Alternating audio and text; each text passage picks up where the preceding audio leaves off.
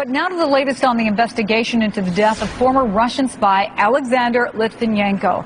Before he died, the former KGB agent claimed he was poisoned on orders from Russian President Vladimir Putin. And word is 3 other people in London are being tested for radiation poisoning. A short time ago, the British Home Secretary very cautiously updated Parliament on the current situation, but didn't point any fingers.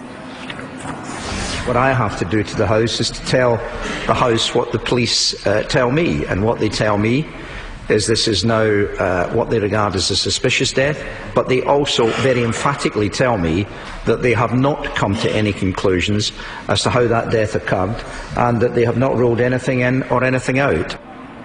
Joining me now from Washington, D.C., a man who literally wrote the book on being targeted by the KGB, Alex Kohanikin, is the author of Defiance. Welcome to you. We appreciate your being here. Thank you, Chris. We just heard also from Tony Blair, who issued a statement saying, don't rush to judgment about what might have happened to Alexander Litvinenko. Is there any doubt in your mind about what happened? No, not really.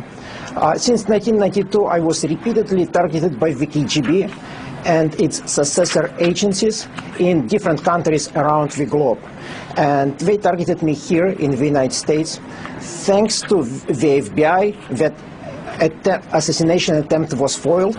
FBI actually notified me about the contract on my life and advised me not to reveal my whereabouts to anybody in Russian government, because the Russian government was actually the party which requested the assassination.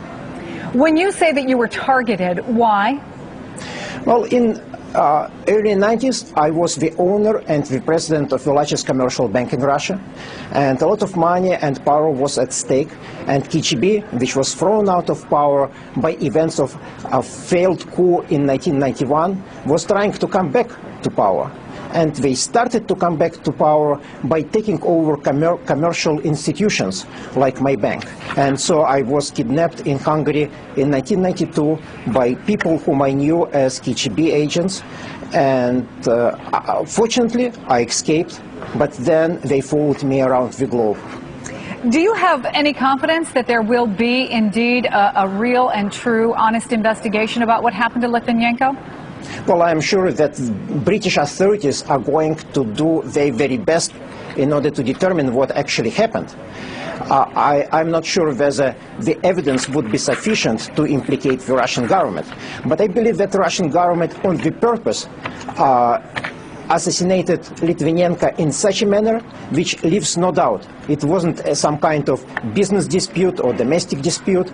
It's only a superpower, a nuclear power, which could assassinate a person in such a fashion. So I think they just left a very bold signature on that event. Alex Kohanikin, author of Defiance, thanks very much for being with us.